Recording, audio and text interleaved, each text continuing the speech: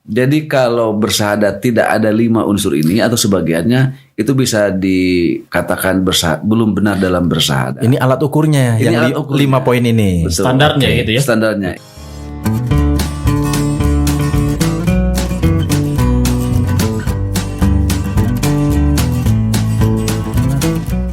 Assalamualaikum warahmatullahi wabarakatuh.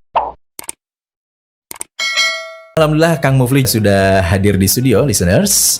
Mudah-mudahan kita mendapatkan pengajaran yang luar biasa. Berbicara tentang topik kali ini yaitu mata air bening nilai-nilai syahadat. Kita akan bahas tentang syahadat tentu saja. Di mana syahadat adalah kesaksian seseorang ya bahwa tiada Tuhan selain Allah dan Muhammad adalah Rasul utusannya. Nah, menurut kitab Paradigma Hikmah 5, listeners, ini menarik nih, saya baca di pengantarnya. Pengakuan ini, yaitu syahadat, bukan hanya ucapan di mulut, tetapi harus memiliki konsekuensi. Jadi, memiliki konsekuensi. Apa konsekuensinya? Yaitu bahwa Allah adalah Tuhan yang ahad, dan selamanya kita harus bersedia hidup di dalam aturannya, ketentuan, dan kehendaknya. Jadi, kesaksian syahadat itu menurut kitab Paradigma Hikmah 5 itu harus dibuktikan dalam kehidupan. Setiap muslim akan diminta pertanggungjawabannya di akhirat kelak tentang pengakuan syahadatnya. Banyak dari kita tidak menyadari sikap dan perbuatan kita sehari-hari yang tidak sesuai dengan syahadat. Ya, kenapa bisa tidak sadar begitu ya? Banyak perbuatan yang bertentangan dengan ikrar syahadat kita. Nah, itu yang akan kita bahas kali ini di Shagofan Wisdom. Jadi menurut kitab Paradigma Hikmah 5 yang nanti akan disyarah ya. Ini akan disyarah langsung oleh pemegang sanadnya yaitu Kang Mufli Hasbullah. Syahadat yang benar adalah yang dibuktikan dalam 5 hal berikut yang akan dibahas di podcast kali ini. Apa saja 5 hal tersebut? Langsung saja kita ke Kang Mufli. Kang Mufli, apa kabar? Alhamdulillah. Malam ini. Alamin. Sehat-sehat. Masya Allah. Ya. Minggu kemarin katanya ada musibah ya. Ya. Jatuh dari kendaraan nih, Betul. Pak Mufli. Hadiah dari Allah. Masya Allah. Ujian keikhlasan. Menerima takdirnya. Dan alhamdulillahnya hari ini masih kuat ya. Masih bugar lah Ya, untuk kemarin juga setelah menemani kecelakaan listeners. langsung ke sini karena dengan Perban ya. perban ya, karena hanya lecet-lecet ya, walaupun agak parah tapi tidak sakit lah. Baik. Nah, Kang Mufli, tentang topik di podcast kita kali ini 5 hal ya yang harus dibuktikan terkait dengan syahadat. Apa saja Kang Mufli? Karena Paradigma Hikmah 5 ini kan serba 5. Betul. Apa saja 5 hal tersebut? Langsung saja Kang Mufli kita Oke, bahas. betul. Ya. Ya, kita tahu semuanya umat muslim bahwa syahadat itu pengakuan ya, kesaksian atas pengakuan Allah Subhanahu wa taala dan Nabi Muhammad sebagai utusannya yang merupakan dasar dari keberimanan dan keberislaman seorang muslim. Udah tahu semuanya itulah. Ya. Juga syahadat itu perannya, kedudukannya, pentingnya apa juga sudah tahu. Itu salah satu dari sumber dari di rukun Islam dan itu nomor 1 lagi syahadat. Karena itu memang validitas ya, validitas untuk menjadi seorang muslim atau kemusliman. Jadi gini, syahadat itu banyak yang sudah tahu dan sudah banyak dibahas. Ya. Yang ingin kita sajikan di sini, kita suguhkan adalah bahwa nilai-nilai syahadat itu menurut saya belum banyak diuraikan. Nilainya ya, bukan syahadatnya. Bukan fungsi syahadat, peranan syahadat, pentingnya syahadat, bukan nilai-nilainya. Nilai-nilai syahadat itu apa saja? Menurut ini yang ingin disuguhkan dalam podcast kali ini, ya jumlahnya ada 5 dan menurut saya belum banyak diuraikan dalam pengajian-pengajian atau bacaan-bacaan yang lain. Ya, Bahkan mungkin tidak ada mengingat originalitas ilmu ini. Masya Allah. Genuine kalau kata Kang Umar tadi. Kang Umar, kalau penasaran ada yang mau ditanyakan, hajar aja langsung. Siap. Ya. Jadi nilai-nilainya itu pertama, itu tadi betul dikatakan oleh Kang Rizky, ini sebenarnya ukuran bersyahadat yang benar. Jadi kalau bersyahadat tidak ada 5 unsur ini atau sebagiannya, itu bisa dikatakan belum benar dalam bersyahadat. Ini alat ukurnya, Ini yang alat ukurnya. 5 poin ini. Betul. Standarnya gitu ya. Standarnya. Betul. Ini kan prosedur operasionalnya lah, teknisnya. Jadi enak sekali kalau memahami ini. Saya penasaran, langsung aja apa sih Ya, yang lima tersebut? Ya, pasti listeners juga nunggu-nunggu apa tuh yang lima parameter keabsahan syahadat Yang tersebut. pertama adalah karenanya. Oke. Nah, itu istilah. Karenanya di sini N-nya huruf besar. N-nya huruf besar. Sudah yang menunjukkan itu Karena Allah. kata pengganti Allah. Jadi karena Allah. Jadi bersyahadat itu artinya karenanya. Karenanya adalah melakukan segala sesuatu karena Allah, tidak karena yang lain. Ini adalah basis dalam melakukan segala amal ibadah dan sebagai dasar dalam bertauhid. Kan begitu ya, karena itu. Jadi apapun yang dilakukan oleh seorang muslim itu harus karena Allah, harus selalu dalam rangka karena Allah. Hidup diniatkan karena Allah, ibadah karena Allah, belajar karena Allah, bekerja apapun karena gitu ya. Allah. Ya, berbicara juga karena Allah, berusaha berbuat, mencintai karena Allah, membenci karena Allah, mencari ilmu, memimpin karena Allah, meminta bantuan, memberi bantuan, semuanya harus karena Allah. Nah, Masya Allah. itu adalah dasar dari nilai-nilai syahadat yang pertama. Harus karenanya. Kalau bukan karenanya, ya karena siapa lagi? Bisa jatuh ke dalam kesyirikan. Menarik tadi nih Kang Mufli. Bahkan sampai membenci pun Harus karena Allah. Dan benar ya, membenci pun ada yang benar begitu. Tidak semua, karena terkadang ketika kita mendengar kata kebencian, itu kan konotasinya negatif. betul. Ini stereotip, seolah kebencian tuh nggak boleh ada. Padahal Kebencian. ada yang harus mungkin benci itu keluar begitu. Betul. Kebencian itu konteksnya negatif dan dipandang selalu negatif. Padahal tidak. Ada kebencian yang positif, gitu ya. Misalkan apa? Kebencian pada keburukan, kebencian kepada kemunafikan, itu kan Penistaan kepada penistaan terhadap Al-Quran misalkan. dalam Al-Quran. Orang Muslim kalau tidak benci sama sekali kepada orang munafik yang jelas-jelas merugikan dirinya, masyarakat Muslim, keluarganya, kan tidak normal itu. Misalkan ketika kemarin-kemarin nih Kang Umar ada yang ngomong katanya Rasul masa kecilnya umbelan. Muncul bahasa Sunda nama lehwan gitunya. Kan ini aneh begitu. Padahal Rasul itu terjaga bahkan sebelum diangkat Rasul. Iya. Dari kehamilannya ketika dikandung oleh ibundanya sampai kepada proses kelahiran sampai tumbuh begitu ya. Dari seorang anak balita tumbuh menjadi remaja sampai dewasa. Itu kan dijaga oleh Allah. Iya, betul. Gitu, tapi ini dikatakan lehwan gitu ya. Kata orang Sunda mah begitu. Ini berarti harus tumbuh rasa benci dengan kalimat tersebut begitu ya, dengan ungkapan tersebut. Itu mungkin kepleset ya. Tapi kalau disengaja sebagai pelecehan, nah itu yang harus ada kebencian. Walaupun kebencian tidak harus selalu diwujudkan dalam sikap destruktif. Betul, ya. betul. Minimal rasa aja. Rasa aja. Ini bicara konteks rasa kan. Konteks rasa jadi itu. So, kebencian yang kemudian juga menjadi destruktif jadi negatif lagi kan begitu ya. Oke. Nah, jadi menegakkan kebenaran dakwah juga harus karena Allah. Karena itu sebetulnya bukan hal sederhana. Apakah semua yang aktivis dakwah itu karena Allah?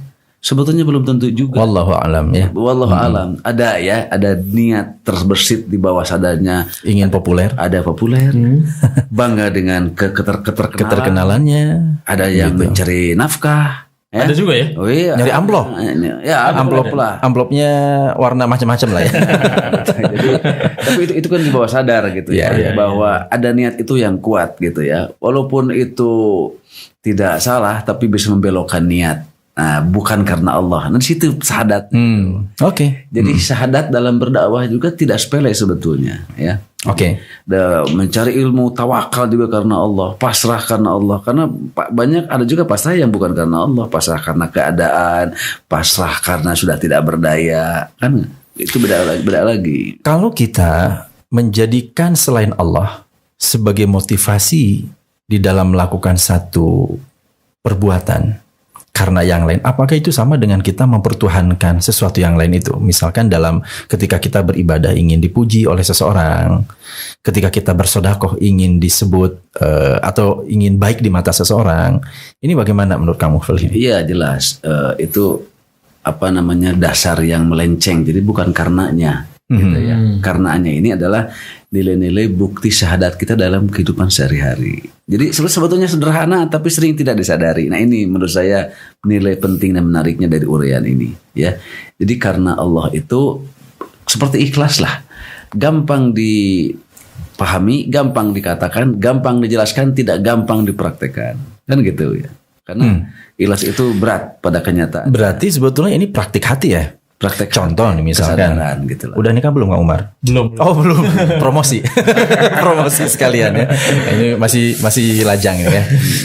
Nah ketika sudah berumah tangga, ketika kita memeluk atau mencium istri begitu ya keningnya sebelum pergi bekerja, lupa niat. Harusnya setiap gerak-gerik kita itu bahkan ketika mau mencium istri kita itu pun karena Allah. Ya kan Allah. Kurang lebih mungkin begitu ya. Betul. Nah ini yang banyak dilupakan. Saya sendiri susah gitu ya, atau tidak terbiasa sampai hal terkecil untuk mempraktikkan karena Allah. Termasuk apa mencintai suami atau mencintai istri, mencintai pasangan harus karena Allah. Kalau tidak karena Allah bisa salah. Ya termasuk mencintai istri-istri begitu.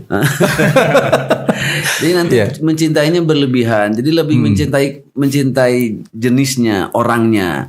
Kemudian mencintai sebagai pasangannya, bukan karena Allahnya. Biasanya kalau cinta seperti itu, nanti dampaknya, efeknya adalah si pencinta itu menjadi lemah di hadapan yang dicintainya. Oh, oke. Ini poligami misalnya ya. Nah, bahas lagi.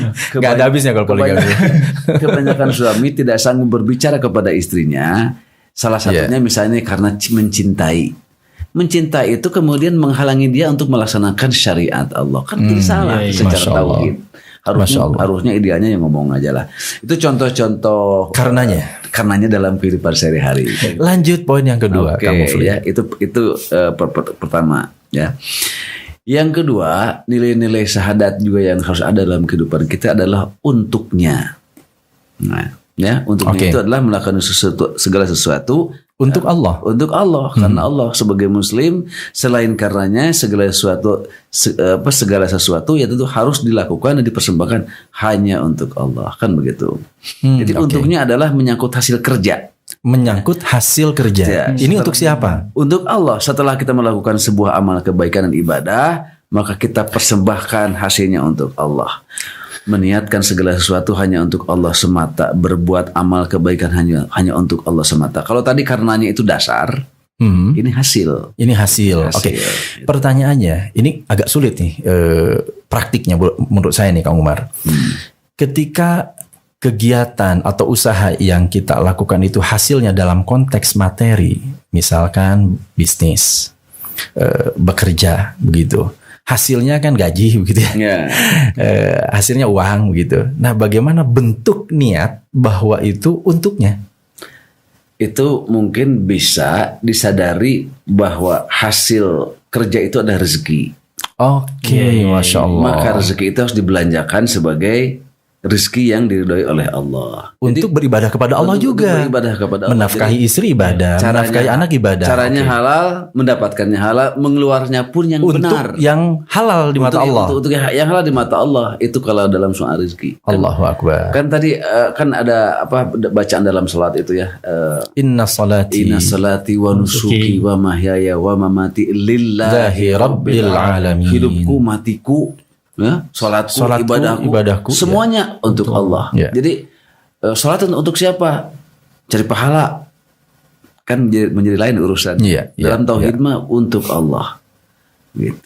Salat untuk Allah, ibadah untuk Allah. Ya kita merenung dan untuk mengingatkan lah gitu. Mudah-mudahan kita bisa terus teringat supaya terjaga syahadat kita gitulah. Amin ya Allah ya Rabbal alamin. Jadi, untuknya. Berarti hidup kita itu untuk Allah Subhanahu wa taala.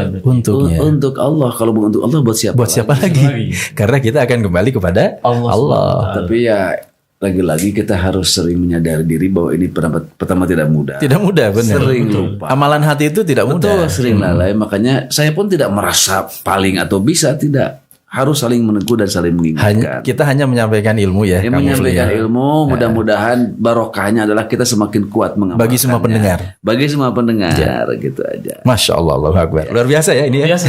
Ini baru sampai poin 2. Yang pertama adalah karenanya, yang kedua untuknya, dan yang ketiga di dalamnya. Di dalamnya. Apalagi ini di dalamnya. Dalamnya itu adalah kita melakukan segala sesuatu, ya, segala tindakan perbuatan harus dalam kerangka aturan, kehendak dan ridho Allah. Masya Allah. Begitu. Karena kita sudah bersaksi mengakui Allah sebagai Tuhan kita dalam syahadat, artinya kita akan taat total kepadanya.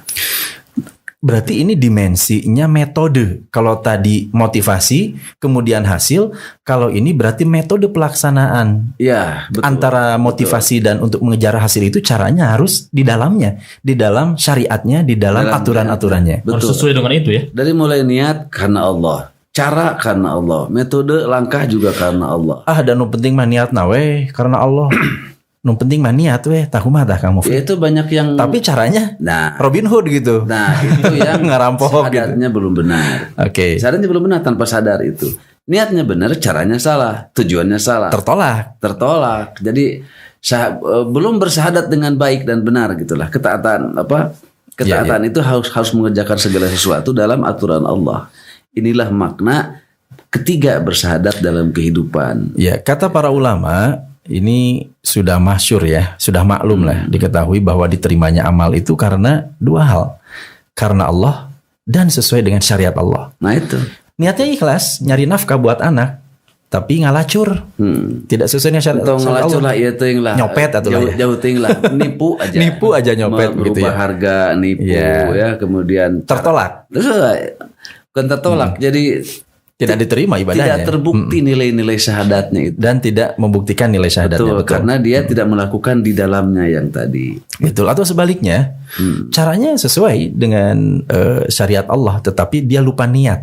Nah, Karena yang lain itu pun, kata para ulama, tidak diterima amalannya. nah itu betul. Masya Allah. Jadi banyak orang yang sebetulnya syahadatnya tanpa sadar dilanggar sendiri. Kang Mufli, saya pengen nanya ini. Kalau ini dimensinya hukum syariat, syariat kan dimensinya bukan hanya individu, masalah akhlak, masalah makan dan minum, masalah rumah tangga. Bagaimana dengan dimensi publik, dengan dimensi pengaturan kehidupan masyarakat, bernegara, di mana saat ini misalkan ketika kita berbicara pengaturan dalam hal pidana, ini kan kita masih banyak mengacu kepada KUHP buatan Belanda, bukan kepada syariatnya. Ketika Allah berfirman, ya ayyuhalladzina amanu kutiba alaikumul qital, ya ayyuhalladzina amanu kutiba alaikumul qisos, ya ayyuhalladzina amanu kutiba alaikumusiyam. Kalau saum mah samina wa atona ya. Ramadan ya didukung lah semuanya serempak begitu ya. Tetapi ketika berbicara tentang pencurian, di mana harusnya laki-laki dan perempuan yang mencuri itu kan faqta'u aydiyahuma, potonglah tangan keduanya. Atau yang membunuh yang diharamkan oleh Allah kan harusnya kutiba alaikumul qisos. Ini bagaimana menurut Kang Mufli? Ya, ini pertanyaannya berat ya. Tapi nyambung. Nyambung. Iya, bisa jadi ini sebagai refleksi dan pembuktian nilai-nilai syahadat juga. Jadi begini, tidak ada tawar-menawar. Hidup harus dalam syariat Allah. Kalau begitu syariat Islam harga mati dong. Iya. Kalau berdasarkan kitab ini. Iya, cuma kan begini masalahnya, kan soal kemampuan. Oke. Ya. Jangankan dalam mengutus kehidupan sosial dan bernegara. Kita kalau kembali ke individu saja, orang yang merasa sudah muslim, paling beriman, belum tentu melaksanakan syariat Islam dengan benar. Dengan tadi itu dengan konsekuen, belum tentu karenanya di dalamnya, ya. Kemudian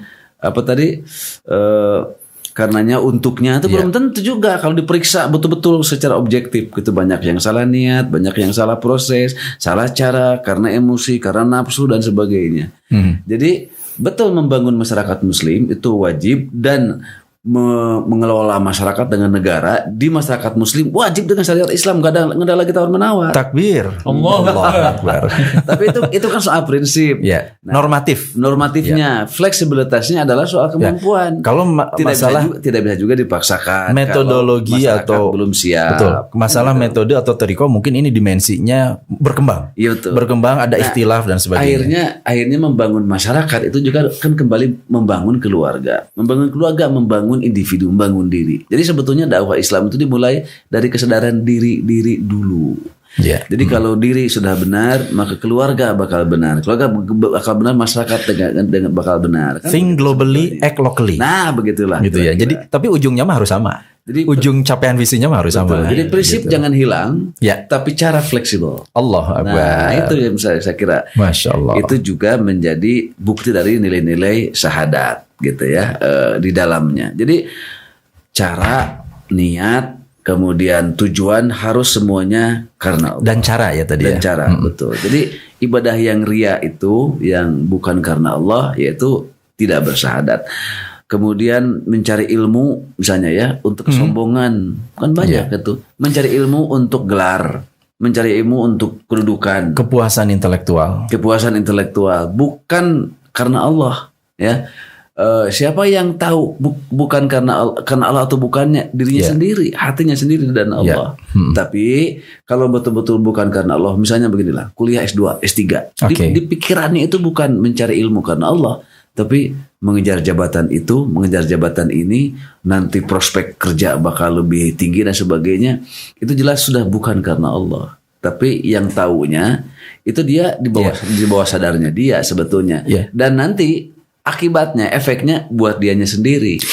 Dan ini sekali lagi pembahasan sifatnya normatif ya. Tidak dalam konteks kita nanti jadi mudah menghukumi orang gitu ya. Kamu Maria. Kita kan dari tadi tidak menyebut orang. Tidak menyebut orang dan bukan tugas kita untuk membelah dada manusia. Nah itu. Nahnu nakum bizohir, hanya menghukumi yang zohir saja. Tidak mungkin lah contoh-contoh. Anggaplah ini mah nasihat minimal buat diri kita pribadi ya.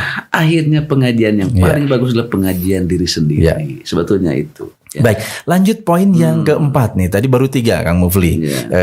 Karenanya, untuknya, di dalamnya. Tapi sebelum itu Kang Rizky. Ada pertanyaan. Kalau dari nomor 3 ini, di dalamnya ini luar biasa sekali kita lihat Islam ini ya. Jadi tidak hanya menciptakan manusia plok gitu aja, dibiarkan gitu, tapi juga menjelaskan tata caranya gitu ya. Berarti Betul. di dalamnya gitu. Lengkap. Islam kan kata para ulama syamil dan kamil. Syamil artinya menyeluruh, A to Z-nya dibahas, dan kamil artinya sempurna. Tidak akan ada lagi aturan pengganti setelah syariat Islam. Sudah sempurna. Oke, mantap. Lanjut yang keempat nih. Yang keempat adalah di dalamnya. Segalanya. Tadi di dalamnya segalanya. Karenanya, untuknya, di dalamnya segalanya. Di dalamnya itu lebih kepada aturan. Segalanya itu apa?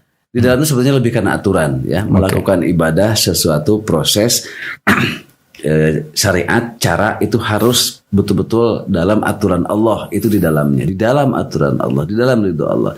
Kalau segalanya ini yang menyangkut amal perbuatan sejak dari niat, proses sampai tujuan, segalanya tidak ada yang lain kecuali Allah. Ini nilai pembuktian syahadat. Ini juga kita sering merasakan ya, niatnya benar, caranya tadi tujuannya salah, niatnya benar, caranya tidak benar. Contoh ginilah sederhana, kuliah ya atau sekolah. Mungkin calon mahasiswa niatnya karena Allah, ada yang sadar mencari ilmu, tapi proses perkuliahannya ujian misalnya sering nyontek, minta uang ke orang tuanya, sering bohong ya, kemudian sering berbohong kepada dosennya atau kepada gurunya, atau misalnya tidak memakai adab-adab ilmu dalam belajarnya. Itu kan proses syariat yang tidak di dalamnya. Akhirnya menjadi tidak segalanya. Jadi segalanya ini dari niat, kemudian beramalnya, tujuannya ya, semuanya harus karena Allah gitu. Jadi mulutnya mengatakan tujuan ibadah karena Allah, tapi niatnya karena pujian, karena riya tadi itu tidak segalanya. Jadi totalitas gitu. Oke, jadi di sini bicara totalitas, poin yang pertama, kedua, dan ketiga itu harus satu kesatuan, tidak bisa or tapi n. Betul. Nah, itu betul. Betul. Jadi yang syahadat yang benar itu harus karenanya dan untuknya dan di dalamnya. Nah, gitu. Dan karenanya, untuknya, di dalamnya segalanya. Ya. Dan yang terakhir ini yang mungkin jarang juga disadari, kepadanya. Oke, yang kelima kepadanya. Kepadanya adalah menyangkut arah.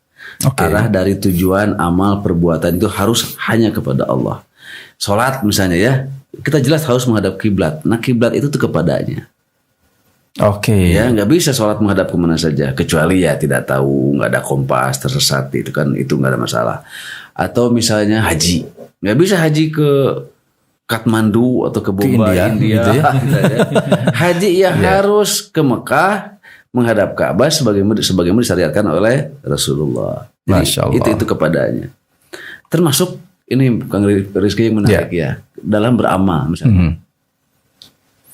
Kita mau beramal ada 2 sekolah, satu madrasah, satu sekolah swasta yang lain atau negeri.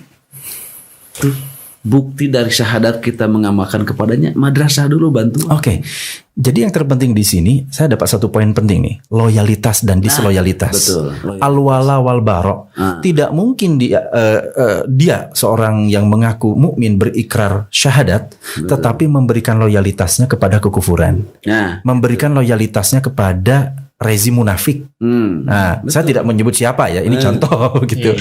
Ini poin yang betul. Poin kelima itu ini. juga aspek syahadat, komitmen nilai loyalitas dan disloyalitas. kepada pengakuan kita kepada Allah gitu ya. Jadi tadi contoh lagi 2 sekolah. Ya kalau kita muslim dan madrasah itu mengajarkan pendidikan Islam, ya kita mau menyumbang 1 juta 2 juta madrasah dulu dong sebelum sekolah yang Heulakeun madrasah heula. Nah, nyumbang ke panti asuhan. Ada panti asuhan Al-Amanah. Di sana kasih bunda misalnya ya.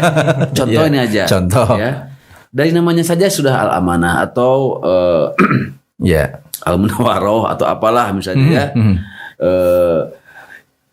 Jadi yang ada identitas Islamnya sebagai komitmen keislaman nggak bisa ditolak. Oke. Itu yang lebih perlu diutamakan. Apalagi di situ diajarkan baca Quran, tahfidz Quran, kemudian diajarkan sholat, berdoa kepada orang tua yang di panti asuhan yang lain belum tentu misalnya ya. Walaupun sebetulnya semua panti asuhan sama, tapi katakanlah ada yang betul beda. Ini religius sekali, itu enggak. Ya kesini dulu dong. Memberi kepada pengamen. Ya utamakan kepada pengemis yang wajahnya bersih, suka sholat. Selain minta ketimbang pengemis yang ngedul sholat gitu. Sholat manfaat Oke. Ini sebetulnya refleksi dari nilai syahadat, komitmen kepada nilai-nilai kebaikan itu. Kecenderungan kepada kebaikan, al-khair gitu. Jadi termasuk keberpihakan. Misalnya gini.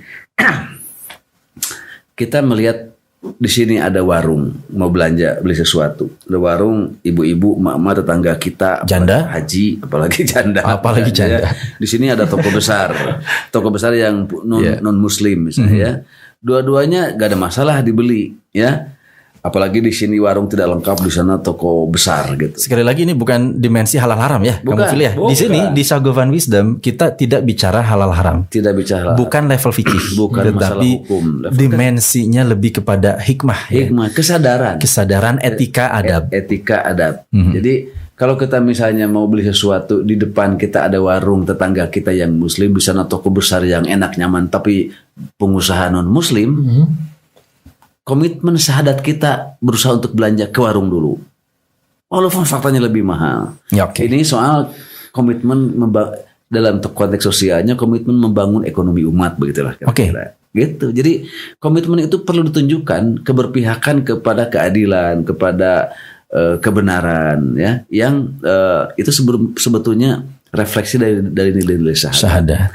Kita ingat kisah apa yang sebelum dibakarnya Nabi Ibrahim ya oleh tunggu yang sangat besar itu, kan konon katanya ada burung dan cicak yang ngobrol. Cicak itu bawa air, setetes air atau mungkin wadah kecil lah untuk memadamkan tungku besar Nabi Ibrahim. Lalu ketahuan sama cicak ngobrol, "Hei burung, ngapain lu bawa air segitu?" "Ini buat parum ge moal." "Buat moal rek mareuman memadamkan tungku api Ibrahim." Ari maneh gitulah gitu ya. Cek manuk teh. Cing atuh kira-kira naon manfaatna, naon pengaruhna? Apa manfaatnya kamu bawa air segitu ya, nggak akan padat sama sekali. Betul, aku tahu air kecil ini tidak akan berpengaruh mampu memadamkan api kepada tungku besar Nabi Ibrahim. Tapi aku ingin menunjukkan di pihak mana aku berada. Allah. Harus ditunjukkan ya. Nah, tunjukkan. Nah, itu sebetulnya contoh dari refleksi syahadat kepadanya. Iya. Jadi ketika kita lebih berpihak kepada kebenaran dan kita lebih berpihak kepada sesama muslim, kepada kesalehan, ketakwaan, itu sebetulnya kita membuktikan refleksi syahadat kita. Gitu kepadanya. Masya Allah. Luar biasa ya, Keren, Kang Umar ya. keren. Kitab ini dahsyat ini. Jadi sekali lagi saya bukan ustadz ya. Jangan berharap keluar dari saya dari dalil. Saya hanya menjelaskan apa yang saya catat, ilmu yang menurut saya menarik, inti-intinya gitu. Langsung dari Syekh Endang Somalia ya, Nah, kitab langsung dari mursid saya. Ya. Apa isinya sebetulnya ajaran Islam, tapi sistematika disusun dalam bentuk begini, ini yang menarik dan baru gitu. Diekstraksi ke dalam 5 poin untuk setiap topiknya. Dan contoh tadi kita kembali lagi. Nilai syahadat yang uraiannya begini, saya belum menemukan di yang lain. Ya. Ya. Dan hanya sebagian-sebagian uraiannya pasti ada banyak dijelaskan dalam buku-buku agama oleh para kiai, para ustadz, guru-guru. Tapi dalam bentuk karenanya, untuknya, di dalamnya, segalanya kepadanya. Satu kata tiap poin tapi luar biasa maknanya. Betul. Nah, itu maknanya. Dan nyastra kalau kata orang Sunda, nyastra gitu ya. Dan tujuannya adalah untuk meningkatkan kesadaran menjadi muslim yang lebih baik, itu aja. Dan uniknya nanti Kang Umar ketika mungkin di episode selanjutnya mendampingi saya, ini akan menemukan nanti paket 5 yang lain dalam bahasa Sunda.